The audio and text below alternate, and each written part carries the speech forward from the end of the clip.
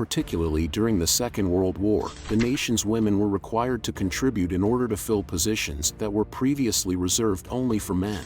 Due to a dearth of men, mothers, spouses, and daughters who possessed the requisite traits for the job performed tasks that ranged from straightforward to perilous, including engaging in full-scale combat. In fact, Palavichenko was so good at sniping she was nicknamed Lady Death. American women embodied fortitude and patriotism by assuming responsibilities that were previously unattainable to them, in order to aid in the war effort both at home and abroad.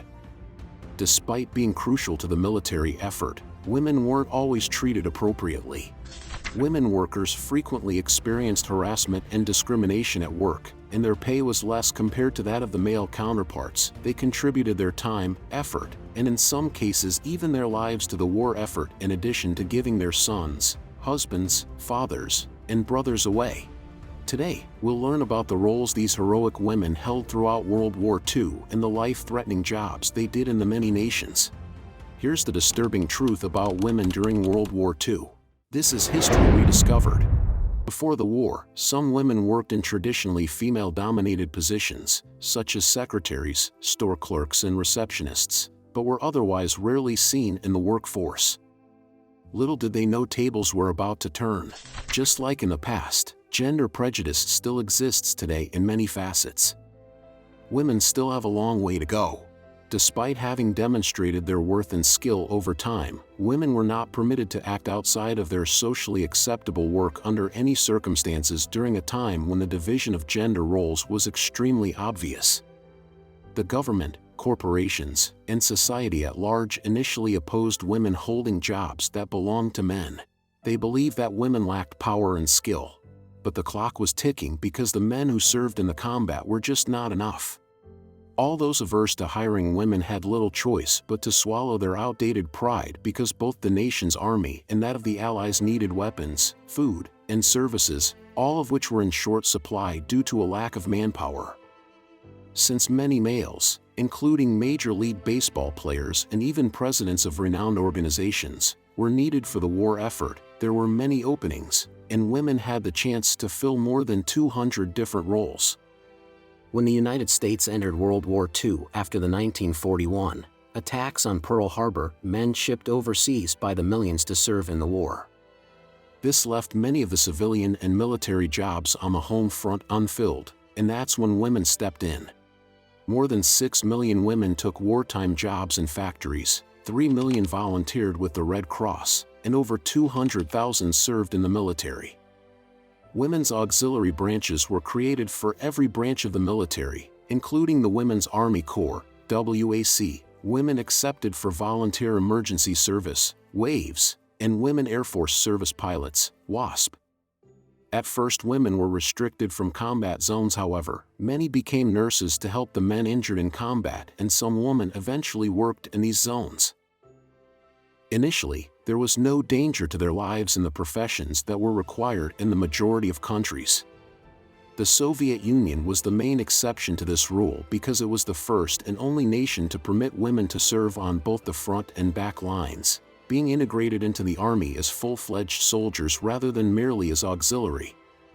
More than 1,000 of them worked as snipers, killing over 12,000 known foes, Lyudmila Pavlichenko being the most notable. The tank divisions, where Alexandra Samasenko rose to the rank of captain, were among the other dangerous jobs. Anna Boding served as an engineer in the Air Transport Auxiliary. She was required to wind up, by hand, the landing gear of an aircraft. It took 160 turns of a handle to lower and raise the wheels of an Avro Anson, which, as you can imagine, was very difficult, matched only by the task of changing an aircraft's wheels. However, Anna accomplished these tasks, together with her female colleagues, even though she was only in her late teens. The National Security Act that was passed in Australia in 1939 allowed for the hiring of women in the industrial sector, resulting in a 5-year increase in the number of Australian salaried female employees from 644,000 to 855,000. Although this number is actually quite modest, it is important to consider how many traditionally female vocations were given up in order to carry out tasks that were believed to be reserved for men. Sadly, many were compelled to do this at the conclusion of the war.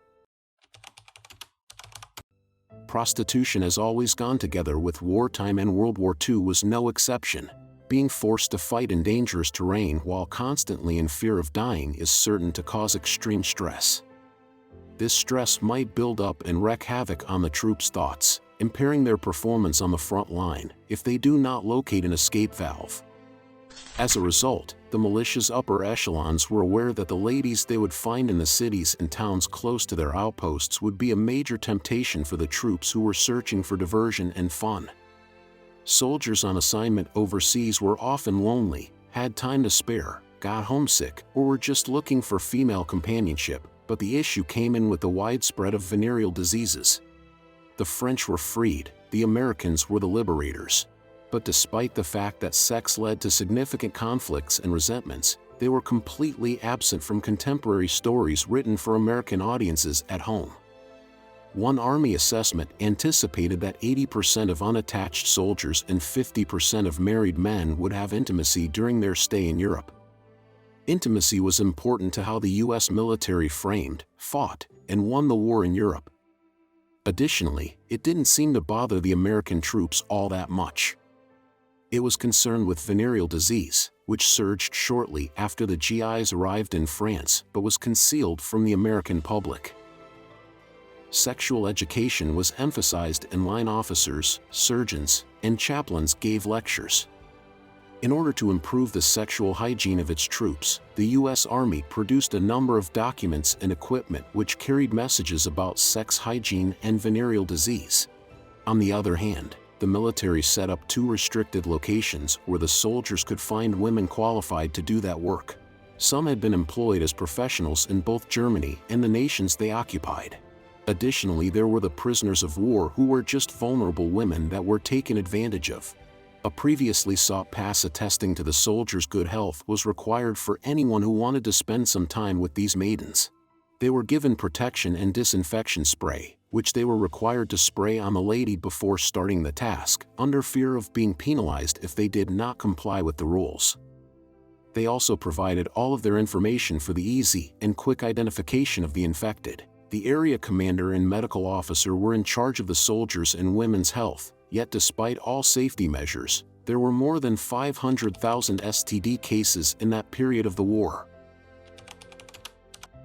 The majority of women wanted to keep their occupations and their newly gained financial and social independence after the war, but almost all of them were laid off as orders for war materials dropped and millions of men returned from the military looking for work. Did women's experiences in World War II influence the 1960s campaign for women's rights? According to the majority of historians, the civil rights movement helped to fuel the campaign for women's equality. In fact, women resumed playing more traditional roles as mothers and wives in the years immediately following World War II. Thanks for watching. To support, like, comment, and please subscribe.